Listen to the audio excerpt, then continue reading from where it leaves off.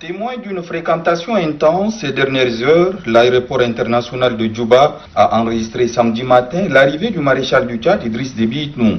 Le président de la République signe sa présence, honorant ainsi l'invitation que lui a adressée son homologue Salva Kiir, venu personnellement l'accueillir au bas de la passerelle. Contexte sanitaire oblige, les gestes sont calculés, mais cette restriction n'a rien enlevé à la solennité de l'instant. L'échange d'amabilité a laissé place à l'exécution de l'hymne national.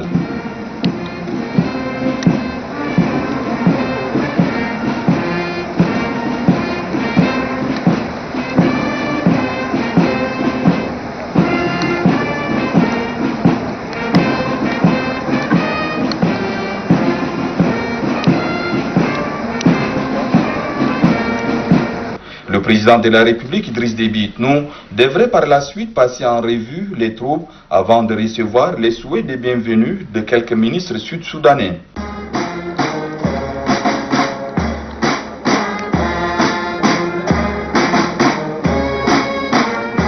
Exercice fait également par le président Salva Kiir, qui a rendu la politesse aux membres de la délégation présidentielle tchadienne. Le maréchal du Tchad retrouve sur place d'autres dirigeants africains et des délégations de haut niveau venus prendre part à la cérémonie de signature officielle des accords de paix définitifs entre le gouvernement de transition et l'essentiel de groupes politico-armés.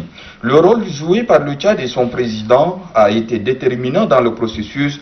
Les initiatives et démarches pour réconcilier les frères ennemis soudanais font du maréchal du Tchad un garant de l'accord global dont la signature fera l'objet d'une cérémonie populaire au stade de Djouba.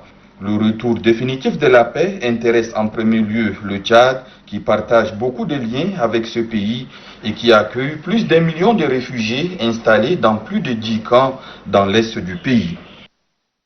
Hier, les Sud-Soudanais se réconcilient à Khartoum. Aujourd'hui, les Soudanais scellent la paix à Djouba. L'instant, chargé d'émotions, est historique. Gouvernement et mouvements politico-armés décident d'abandonner la musique guerrière pour une mélodie plus pacifique. Les signataires, leaders de 5 groupes rebelles et 4 mouvements politiques issus des régions du Darfour, du Kordofan Sud et du Nil Bleu, se mettent d'accord à travers ce pacte composé de 8 protocoles couvrant des questions de propriété foncière, justice transitionnelle, réparation et compensation, développement du secteur nomade et pastoral, partage des richesses, partage du pouvoir et retour des réfugiés et déplacés. L'accord stipule également le démantèlement à terme de groupes armés et l'intégration de leurs combattants dans l'armée nationale qui devra être représentative de toutes les composantes du peuple soudanais. Son respect ne souffrira d'aucune ambiguïté, s'engagent les signataires qui se sont relayés à la tribune.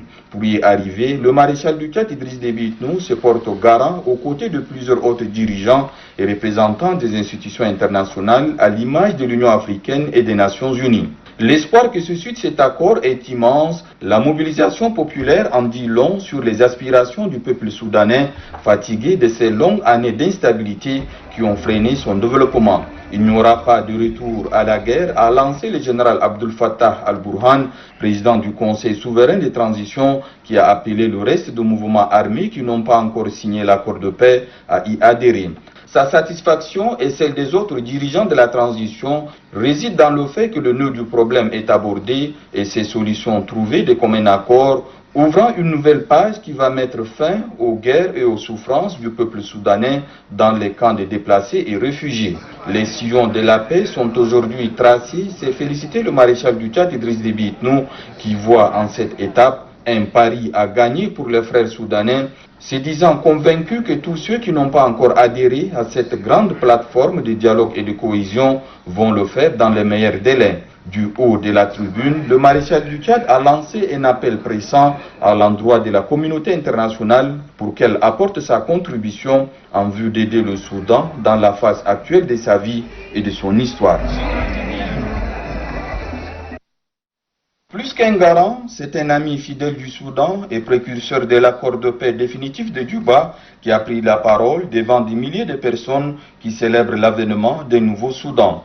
Et ils ont raison de jubiler car le chemin a été long pour aboutir à la signature d'un accord définitif de paix. Ce qui fait dire au maréchal du Tchad Idriss Déby Itnou que les sillons désormais tracés portent l'espoir de tout un peuple, rappelant la tragédie humaine vécue par les populations des zones en conflit, dont le Darfour. Pour lui, le mérite revient aux Soudanais eux-mêmes qui prennent conscience, aidés par des bons offices offerts par les pays voisins, le Tchad en tête, où un accord a été déjà conclu.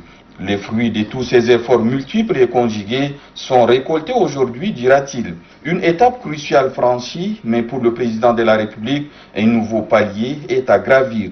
Cela passe par la consolidation des acquis et le renforcement de la dynamique enclenchée afin d'instaurer une paix définitive, durable et pérenne.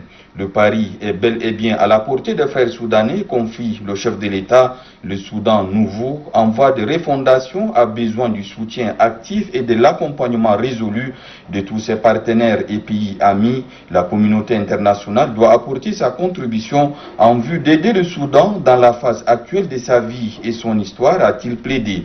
Exécuter les différentes clauses de l'accord exige la patience. C'est pourquoi le maréchal du Tchad, Idriss Déby Itnou, tout en conseillant sagesse, dépassement de soi et foi patriotique aux frères soudanais, a également souligné avec insistance l'importance des mécanismes de suivi qui doit avoir la mission de faire de manière régulière le point de l'évolution de l'accord en vue d'effectuer les réglages nécessaires et de corriger les éventuels dysfonctionnements.